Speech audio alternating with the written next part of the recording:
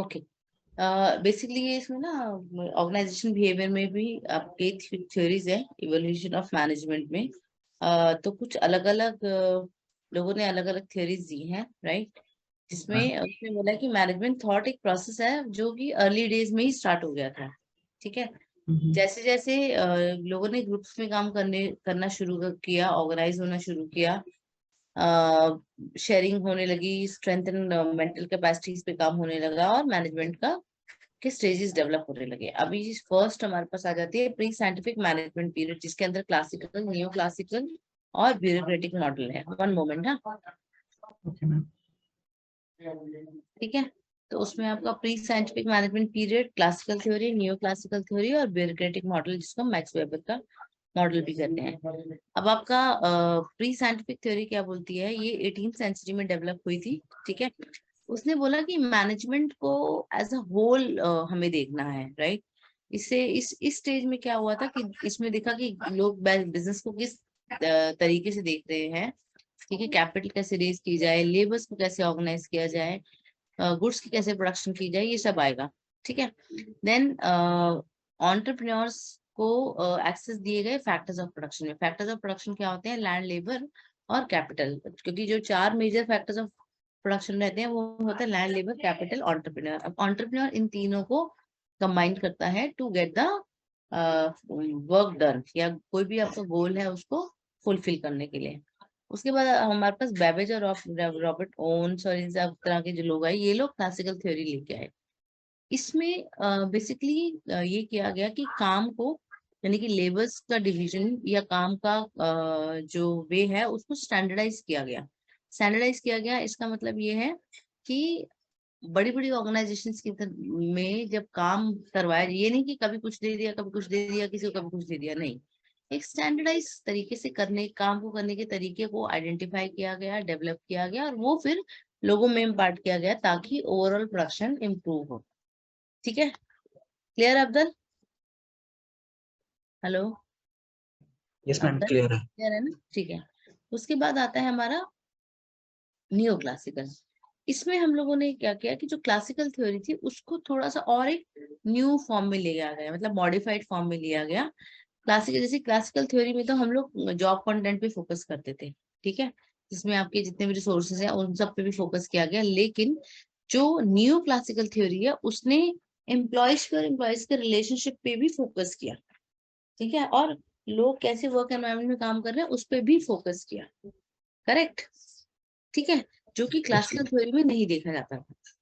उसके बाद एक हमारे पास मॉडल है ब्यूरोक्रेटिक मॉडल, जो मैक्स वेबर ने प्रपोज किया था। इसमें रूल्स रेगुलेशंस बनाए गए, मतलब हम लोग काम स्टैंडर्डाइज हो गया, एनवायरनमेंट पे फोकस कर रहे थे, इसमें यहाँ पर ना रूल्स रेगुलेशंस भी बनाए गए, लेबर को सिस्टमेटाइज किया गया, काम को जो है स्पेशलाइजेशन के बेसिस पे बांटा गया, लीगल अथॉरिटी, पावर, इन सब चीजों का भी डेवलपमेंट हुआ। मीन्स जो पहले क्या बोलते हैं, सिंपली एम्प्लॉयज के रिलेशनशिप पे काम हो रहा था, पर यहाँ पर साथ साथ परफॉर्मेंस, हायरार्की, लोगों की प्लेसमेंट, इन सब पे काम होने लगा, तो आपका एक ब्यूरोक्रेटिक मॉडल डेवलप हुआ। ठीक है, ये हमारे इम्पोर्टेंट स्कूल ऑफ थॉट्स थे। ठीक है, उसके बाद एक school of management thought or theoretical frameworks for the study of management, और इसके अंदर आपके क्लासिकल, बिहेवियर, क्वांटिटेटिव सिस्टम और कॉन्टिजेंसी स्कूल, ये भी एक हमारे पास थ्योरी मॉडल है जिसको जिसमें काम को या मैनेजमेंट को इन 5 कैटेगरीज में डिवाइड किया गया है। आपका पहला तो जाता है सिंपली क्लासिकल, इसमें वही है, उन ग्रुप्स को जिनकी आइडियाज मैच करते हैं या काम मैच करते हैं उनको सेम ग्रुप में डाला गया। ठीक है, जिसको ट्रेडिशनल स्कूल ऑफ मैनेजमेंट भी बोला जाता है या ट्रेडिशनल मैनेजमेंट भी बोला जाता है, जिसमें सेम तरह की प्रैक्टिस रहती है। ठीक है, इसमें 3 ब्रांचेस रहेंगी, जैसे साइंटिफिक, एडमिनिस्ट्रेटिव प्रिंसिपल्स और ब्यूरोक्रेटिक ऑर्गेनाइजेशन। ये वही है, सेम है। साइंटिफिक में एक तरीके से काम करना, एडमिनिस्ट्रेटिव में रूल्स रेगुलेशंस फॉलो करना, ब्यूरोक्रेटिक में एक वे ऑफ डूइंग को डिफाइन कर देना, लॉज, रेगुलेशंस, ये सारी चीजें। ठीक है, अब आपको जब आप पढ़ोगे ना तो आपको इस चीज का ध्यान रखना है कि ये जो साइंटिफिक मैनेजमेंट है इसमें विंसेंट टेलर ने दिया था, उसमें उसको जिसको फादर ऑफ साइंटिफिक मैनेजमेंट कहते हैं, तो वो उन्होंने थोड़ा सा इसमें यहाँ पे डिटेल में कुछ वो स्टेप्स दिए हुए हैं या कुछ कैरेक्टरिस्टिक्स दिए हैं वो आपको एक बार पढ़ के, ताकि एग्जाम में आप लिख पाओ। ठीक है, ये आपको खुद पढ़ना पड़ेगा। देन ओके उसके मैम। बाद साइंटिफिक अप्रोच के बाद एक सिस्टम अप्रोच आती है, जिसमें ऑर्गेनाइजेशन को एज अ सिस्टम माना गया, एज अ पूरा स्ट्रक्चर माना गया। उसको फिर और सब सिस्टम्स में भी बांटा गया, मतलब हर डिपार्टमेंट को उसके काम के हिसाब से बांटा गया, उनके फंक्शंस के हिसाब से बांटा गया, उनके बेसिक फीचर्स उसके बेसिस पे किए गए। जैसे अपना HR हो गया, फाइनेंस हो गया, मार्केटिंग हो गया, है ना, R&D हो गया, या IT हो गया, या हेल्थ हो गया, है ना, ये सारी चीजें डिपार्टमेंट वाइज बांटी गई। उसके बाद आ जाती है आपकी कॉन्टीजेंसी और सिचुएशनल अप्रोच। इसको सिचुएशनल अप्रोच या कॉन्टीजेंसी, कॉन्टीजेंसी का मतलब ये होता है, आपने कभी कॉन्टीजेंसी फंड सुना है नाम? यस अब्दुल, मैंने सुना है कंटिजेंसी। क्या होता है? मैम इसका एग्जैक्ट मीनिंग तो नहीं मालूम है, बस वर्ड सुना है। कॉन्टीजेंसी फंड्स वो होते हैं, ये उन लाइबिलिटीज के लिए रखे जाते हैं जो लाइबिलिटी एक्चुअली होती नहीं है, बट हो सकती है, जिसका हमें आभास भी नहीं होता। या ऐसे फंड्स या ऐसे कैटेगरी जहाँ पे हमें ये लगता है कि यार ये चीज कभी, या ऐसा कोई प्रॉब्लम हो सकता है जो हम आइडेंटिफाई ही नहीं कर पा रहे। क्योंकि क्या होता है, जब हम अकाउंट्स की बात करें, फाइनेंस की बात करें, या जब भी हम अपनी ऑर्गेनाइजेशन रन करते हैं, तो हमने हर रिस्क के लिए कुछ ना कुछ support system in terms of finance रखे होते हैं। लेकिन कुछ ऐसे भी इश्यूज होते हैं जो हम कभी आइडेंटिफाई नहीं कर पाए, बट जब आते हैं ना तो प्रॉब्लमेटिक होते हैं। तो उसके लिए एक फंड का कैटेगरी का नाम रख देते हैं, जिसको बोलते हैं कॉन्टीजेंसी। ओके मैम, जैसे नेचुरल डिजास्टर। जैसे कोई डिजास्टर ले लो, करेक्ट। ठीक है, अब जैसे ये हुआ था, अभी कोविड गया है हमारे यहाँ से, हमारे इंडिया में कोविड के लिए कोई कॉन्टीजेंसी फंड्स नहीं थी। So we collected funds from different sources, और खैर ये तो एक बहुत ही मास लेवल पे इशू रहा। बट जैसे कंपनीज के अंदर आपका आग से आग लगती है ना, आग लगने, हालांकि बार बार नहीं होता, हर साल नहीं होता वो, बट जी। कभी हो भी सकता है, और कभी कभी फ्लड आ सकते हैं, कभी कुछ भी हो सकता है ना। तो उसके लिए एक अलग से फंड्स रखे जाते हैं, है ना, जो ऐसी चीजें जो नहीं होती, या हो भी तो हमें तब समझ में आएगा जब होंगी। उसके लिए जो फंड्स रखे जाते हैं उसको बोलते हैं कॉन्टीजेंसी फंड्स, और उस तरह की लाइबिलिटीज जो होती है वो होती है कॉन्टीजेंसी लाइबिलिटीज। ठीक ओके है, मैम। ओके। तो इसी तरह से सिस्टम के अंदर भी ये कॉन्टीजेंसी या सिस्टम अप्रोच जो फॉलो की जाती है, इसमें सिचुएशंस के बेसिस पर डिसीजन लिए जाते हैं, जिसको लास्ट अप्रोच बोलते हैं प्रॉब्लम सॉल्विंग में। ठीक है। और जिसमें आपकी इवन नेचर ऑफ जो इश्यूज हैं वो भी सेम नहीं होंगे, कभी कुछ तो कभी कुछ। ठीक है, तो इन सारे इश्यूज को हैंडल करने के लिए जो अप्रोच बनाई गई है, दैट इज कॉन्टीजेंसी अप्रोच। ठीक है, क्लियर? Yes ma'am. उसके बाद आ जाता है मेरा ऑपरेशनल अप्रोच। इसमें क्या है, आ, ये माना जाता है कि ये central core of knowledge about managing है, जिसमें आपका मैनेजमेंट के साथ साथ एक लाइन एंड स्टाफ भी रहता है, लाइन एंड स्टाफ, और pattern of department, span of management. ये एक्चुअली हमने लास्ट पहले की क्लासेस में स्पैन वगैरह पढ़ा था, जो आपने मिस किया है। स्पैन पता है आपको क्या होता है? No ma'am. स्पैन होता है बेसिकली एक बंदे के अंदर कितने लोग काम करेंगे। ठीक है, एक ओके मैम। मैनेजर के अंदर अंडर कितने लोग काम करते हैं, या कितने लोगों की रिपोर्टिंग, है ना, उसको बोलते हैं हम लोग स्पैन। Okay ma'am. ठीक है, स्पैन ऑफ मैनेजमेंट।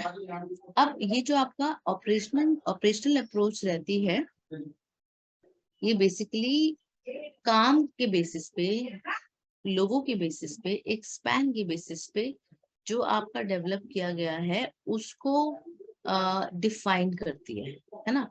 जैसे कि फॉर एग्जांपल एक पर्सन है जिसको बहुत R&D पे काम करना है, तो उसके अंडर क्योंकि बहुत R&D वाला काम है तो 3 या 4 लोग ही।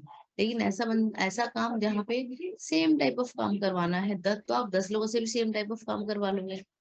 लेकिन जहाँ पे R&D कोर R&D है, वहां पे 3 या 4 लोग ही रहेंगे, है ना। तो ये आपके ऑपरेशंस कैसे हैं, आपका काम कैसे है, उसके बेसिस पे डिपेंड करेगा कि आपकी कैसी अप्रोच रहेगी towards handling work as well as people in the organisation.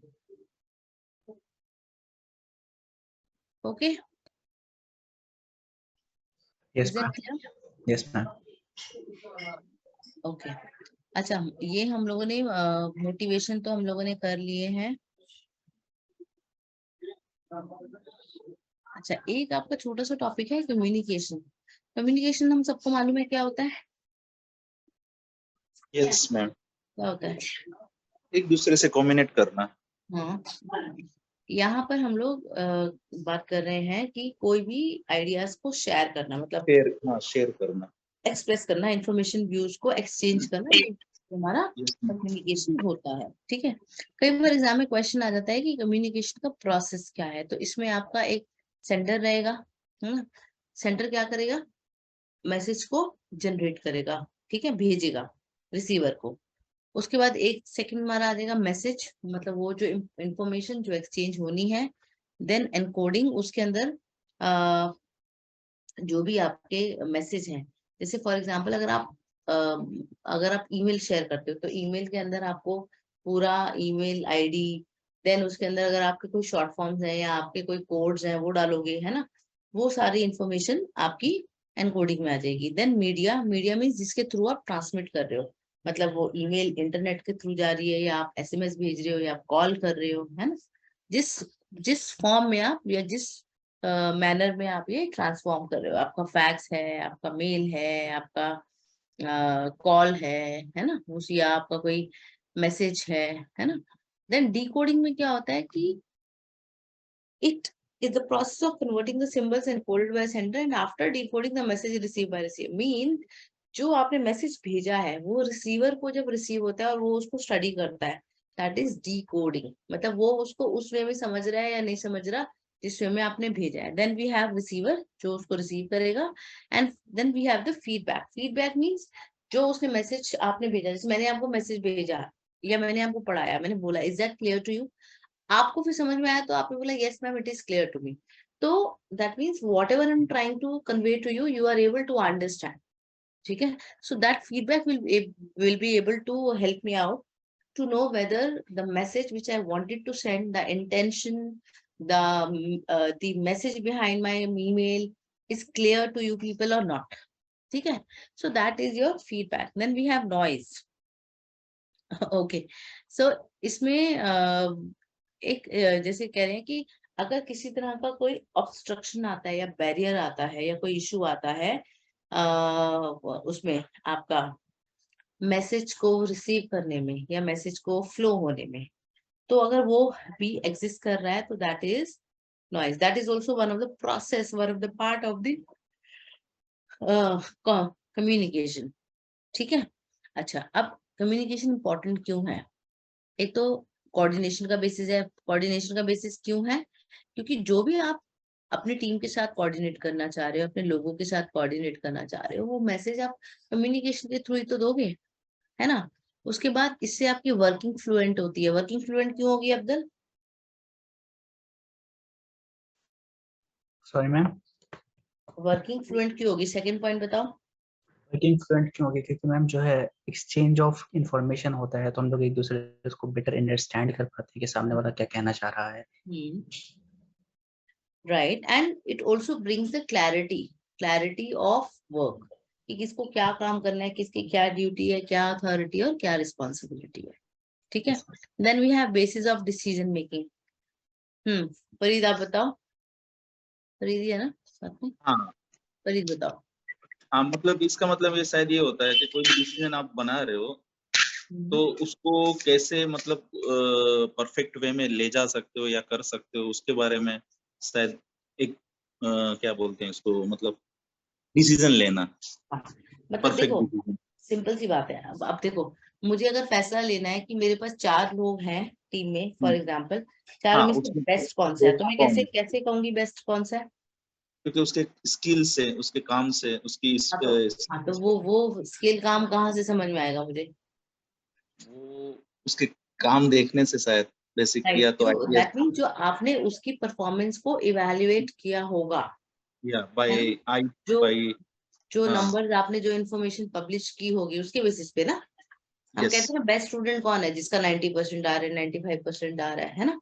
और हु हैज स्कोर्ड हाईएस्ट, तो जिसका हाईएस्ट नंबर आया है वो नंबर ही तो मेरे को ये डिफाइन करके दे रहा है कि ये वाला स्टूडेंट बेस्ट है इन टर्म्स ऑफ मार्क्स, है ना। हाँ ma'am. Then we have increases managerial efficiency. ये कौन बताएगा?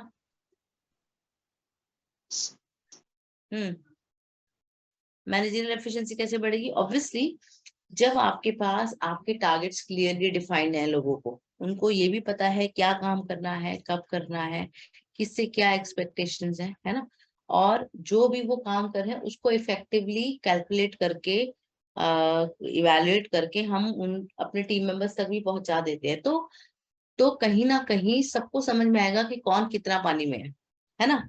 आपस में लड़ाइयाँ नहीं होंगी। अब जैसे कई बार होता है, अच्छा इसको इतना मिल रहा है, मुझे इतना मिल रहा है, अरे भाई उसने इतना काम किया, तुमने इतना काम किया है। Clear? Getting my point? So basis the information which is published, basis the instructions which has been published, basis the performance which has been evaluated as well as published, the coordination in between the team, the cooperation, और जो काम करने की efficiency है, क्योंकि सबको अपनी चीजें क्लियरली पता है, डुप्लीकेसी ऑफ वर्क नहीं होगा, सबको टाइम पता है कब तक करके देनी है, तो ऑब्वियसली सब अपने अपने काम पे फोकस करेंगे, तो ओवरऑल मैनेजरियल एफिशिएंसी बढ़ेगी। ठीक है? Obviously Yes, cooperation and peace रहेगा। कॉपरेशन एंड पीस क्यों रहेगा? क्योंकि सबको पता है कि भाई जब हमें क्लियर कट इंस्ट्रक्शन है, क्लियर कट काम है, क्लियर कट अथॉरिटी है, तो इसमें कोई बायसनेस नहीं है, सबको बिल्कुल क्लियर पता है कि किसको क्या करना है। ठीक है? क्लियर? हाँ ma'am. Then boost Yes. Morale of the employees. ये क्या होगा boost morale of the employees में? मतलब जो एम्प्लॉय होते हैं उनको मैडम हमें बूस्ट करना है कि भाई उनसे बेस्ट कैसे निकाला जाए, उनका काम कैसे बढ़ाया जाए, उनको मतलब जब मतलब उनको काम, जब आप उनको इन्फॉर्मेशन बिल्कुल क्लियरली डिफाइंड होगी, हाँ आपस में क्योस नहीं होंगे, लड़ाइयाँ नहीं होंगी, तो ऑटोमेटिकली मोरल तो उनका हाई होगा हाई ही, होगा। हाँ हाई है होगा। ना, यस। क्योंकि परफॉर्मेंस सबके अपने अपने उसके हिसाब से आ रही है। राइट? अच्छा, कम्युनिकेशन के फॉर्म्स होते हैं। पहला आता है फॉर्मल। फॉर्मल में क्या होता है? जहाँ पे ऑफिशियल चैनल्स के थ्रू काम, सॉरी, कम्युनिकेशन फ्लो करता है। यहाँ पर आपके सुपीरियर जो है, यानी कि आपके बॉस आपके अपने एम्प्लॉयज को या अपने फॉलोअर्स को मैसेज दे रहे हैं, है ना, या एम्प्लॉय को दे रहा है आपस में, वो हो जाता है मेरा फॉर्मल कम्युनिकेशन, जिसमें किसी तरह का कोई सोशल वो नहीं, मतलब मोर ऑफ प्रोफेशनल।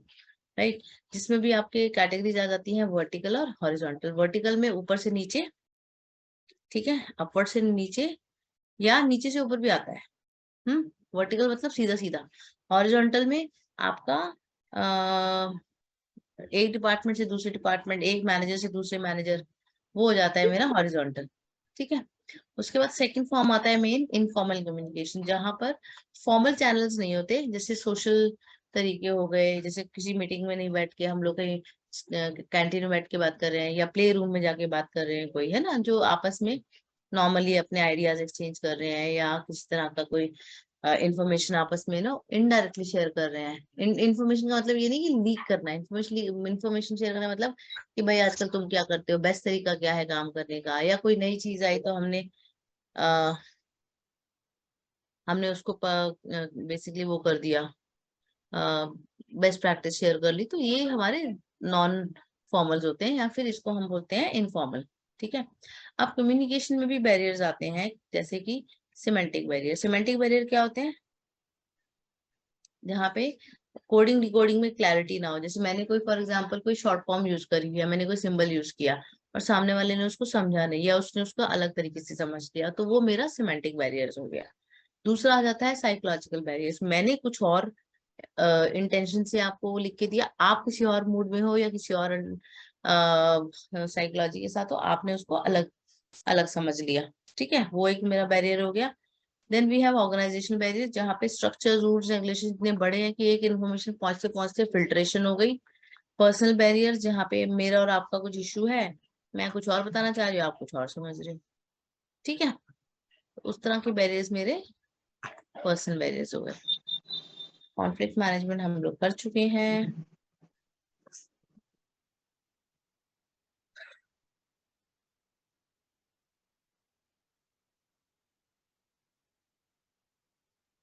पर्सनालिटी भी हम लोग कर चुके हैं, जो कि इम्पोर्टेंट टॉपिक रहा है। ठीक है? देन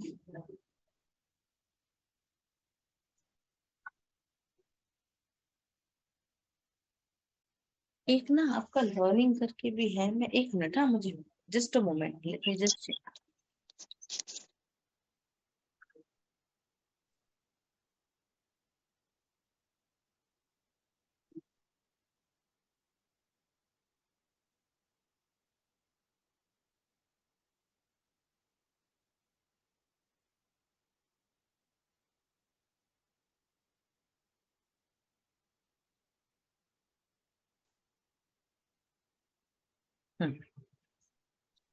ओके अच्छा, एक आपका चैप्टर आता है थ्योरीज ऑफ लर्निंग, ठीक है।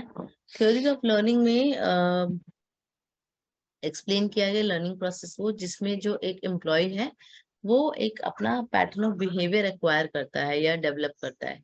इसको हम 4 पार्ट्स में डिवाइड किया गया है, क्लासिकल, ऑपरेंट और कॉग्निटिव और सोशल लर्निंग।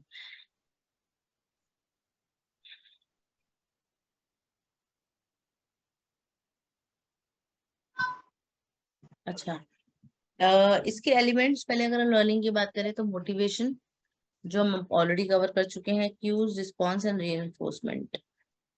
क्यूज बेसिकली क्या होता है, एक स्टिमुलाई है, एक फोर्स है जो एक डायरेक्शन देता है आपके मोटिव्स को, मतलब आप क्या करना चाह रहे हो उसको एक क्यू देता है, राइट, उसको एक स्टिमुलाई देता है, फोर्स देता है।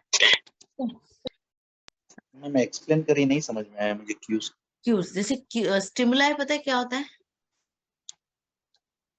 नहीं मैडम। ओके, मैम स्टिमुलाई का मतलब होता है सिग्नल। क्या होता है? सिग्नल। सिग्नल। ओके, आपने फोर्स, जैसे अच्छा मैं आपको बताती हूँ, जैसे आप मेडिकल फील्ड में हो, ठीक है, अगर किसी बच्चे को भूख नहीं लग रही तो हम उसको भूख की दवाई देते हैं यस। ताकि उसको भूख लगे, और भूख लगे तो भूख लगेगी तो क्या करेगा? रोएगा या खाना खाएगा, खाना खाएगा, मांगेगा। हाँ। 1 मिनट ना। ओके, सो क्यूज बेसिकली क्या है, एक स्टिमुलाई रहते हैं। हाँ, हम बात कर रहे थे, जैसे हम कहते हैं कि हमने मेडिसिन दी ताकि उसको भूख लगे, और भूख लगे तो वो खाना, ठीक है।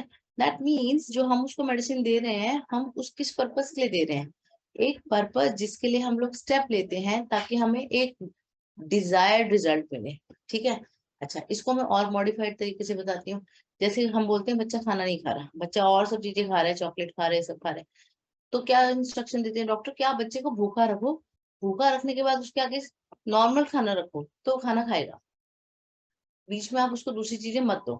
That means to get a desired output you ensure to take a step accordingly.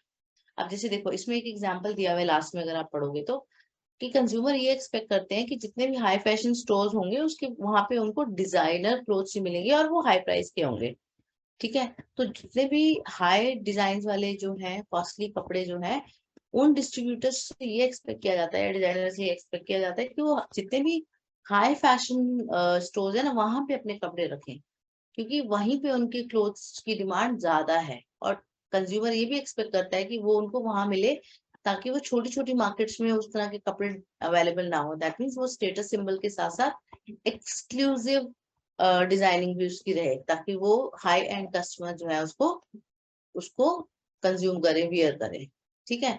कहने का मतलब ये है कि जो डिजायर्ड आउटपुट है कंज्यूमर का, उसके बेसिस पर आपने रिएक्ट किया है या आपने एक्शन लिया है, ठीक है। ये आपके क्यूज हो गए। सो ये स्टिमुलाई होते हैं, आपको डायरेक्शन देते हैं आपके मोटिव को पूरा करने के लिए, आपके डिजायर मोटिव को पूरा करने के लिए, कि ये करने के लिए हमें ये करना चाहिए, ठीक है। Then we have response. Response क्या होता है कि भाई आप कैसे रिएक्ट करोगे। तो आपने जब high high cloth, high design cloth अपने हाई एंड कस्टमर्स के लिए बड़े बड़े फैशन स्टोर्स में रखा, तो लोगों ने वहां से उसको लिया। इट मीन्स लोगों के माइंड में ये भी रहा है कि आपके, मतलब ये जो बड़े बड़े शोरूम्स के अंदर जो कपड़े हैं, जो क्लोथ्स है, they are designed by good designer, that is why they are costly, तो उनका रिस्पॉन्स भी अकॉर्डिंग रहेगा, ठीक है। उसके बाद रीइंफोर्समेंट क्या होता है कि आप लोगों के बिहेवियर को चेंज करना अकॉर्डिंग टू द रिक्वायरमेंट। जैसे ऑफिसेज में लोगों को काम कराने के लिए या कोई चेंज मैनेजमेंट आती है, जैसे फॉर एग्जांपल आप एक्स्ट्रास करा रहे हो ऑफिस में, ओटी ले करवा रहे हो ओवर टाइम, तो ओवर टाइम के अंदर आप उनको उस ओवर टाइम के बदले में आप उनको बताते हो कि उनको क्या क्या मिलेगा, तो वो उस ओवर टाइम में भी उतने ही मोटिवेशन के साथ काम कर रहे हैं। दैट मीन्स वो पहले नॉर्मली नहीं करना चाह रहे थे काम एक्स्ट्रास में, लेकिन आपने क्योंकि उनको रीएनफोर्स किया है, आपने उनका लाइवलीहुड बढ़ाया है, इसलिए वो लोग उस टाइम पर भी एक्स्ट्रा आवर्स दे रहे हैं, that too with full dedication. But for that you have to first define them कि भाई ये इश्यूज की वजह से आपसे ये काम करवाया जा रहा है, और उसके बदले में आपके अच्छे परफॉर्मेंस से हमें ये निकलेगा, आउटपुट ये आएगा, कंपनी में ये इम्पैक्ट पड़ेगा और आपको ये इम्पैक्ट मिलेगा। ठीक है, so that means you are reinforcing them. ठीक है, क्लियर? क्लियर है Abdul Farid? Yes ma'am. Yes, ma'am. Okay, अच्छा। क्लासिकल कंडीशनिंग तो वही हो गया कि भाई एक सर्टेन हमने स्टिमुलाई दिया, उसके बेसिस पे हमारे को रिस्पॉन्स मिला। ये आपको ना एक बार खुद पढ़ना पड़ेगा ताकि इसको जो मैं आपको बता रही हूँ वो आपको प्रॉपरली क्लियर हो। अब इसके अंदर ना एक सिचुएशन भी दी हुई है।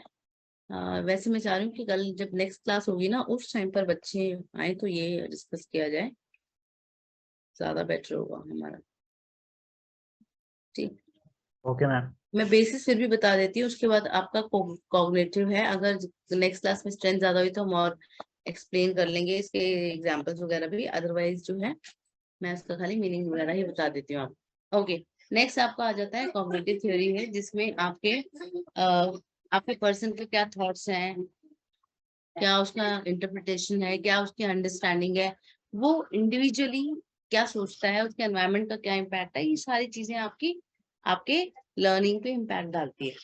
ठीक है, जैसे आप आपकी एजुकेशन सिस्टम कैसी है, आपके आसपास के लोग कैसे हैं, या आप क्या पास्ट में क्या काम करके आए, इससे आपकी लर्निंग पे इम्पैक्ट पड़ेगा। Then we have social learning. Social learning में क्या है, बेसिकली ऑब्जर्वेशन लर्निंग होती है, जहाँ पे आप लोगों से सीखते हो, अपने पेरेंट्स से, अपने टीचर्स से, अपने फ्रेंड्स से, मूवी से, टीवी से, आप मतलब ऑब्जर्व करके क्या क्या सीखते हो। तो इसमें आपको आप कितने अटेंटिव हो, आपका रिटेंशन कैपेसिटी कैसी है, आपकी मॉडल रिप्रोडक्शन प्रोसेस क्या है, मतलब आप जो समझते हो उससे फर्दर आप एज पर दी रिक्वायरमेंट या एज पर दी चेंजेस जो हमारा डायनेमिक एनवायरनमेंट है उसके बेसिस पे आप उसको कैसे सीख रहे हो, और आपका री प्रोसेस कैसा है, मतलब आपको कोई चीज सिखाने के लिए, लर्न करने के लिए, या फिर आप किसी को सिखाने के लिए कैसे उसको री करोगे। तो ये सारे जितने भी आपके थ्योरीज रहेंगी, ये आपकी लर्निंग का पार्ट रहेंगे। ठीक है, I think rest of the cases ना हम लोग क्लास वाला जो पार्ट है वो हम करेंगे इनके साथ, रेस्ट ऑफ द स्टूडेंट्स के साथ। ठीक है, बाकी मैंने कम्युनिकेशन बता दिया, और आप पुराने सेशंस में से भी बाकी सीख जाओगे। ठीक है, ओके गाइस, ओके मैम। चलो एनी क्वेश्चन? नो। ठीक है, I think we are good to close the class then. एक यस। क्लास हमारा एक सेशन रहेगा, आई थिंक कल या परसों, जब भी हम लोग कर लेंगे, उसमें हम सारे बच्चे हुए एक दो टॉपिक्स हैं और क्वेश्चन पेपर्स वो सब खत्म कर लेंगे। बाकी ठीक है, सारे टॉपिक्स तो कवर हो गए हैं। हाँ बाकी सारे टॉपिक्स कवर हो गए। Okay ma'am. ठीक है।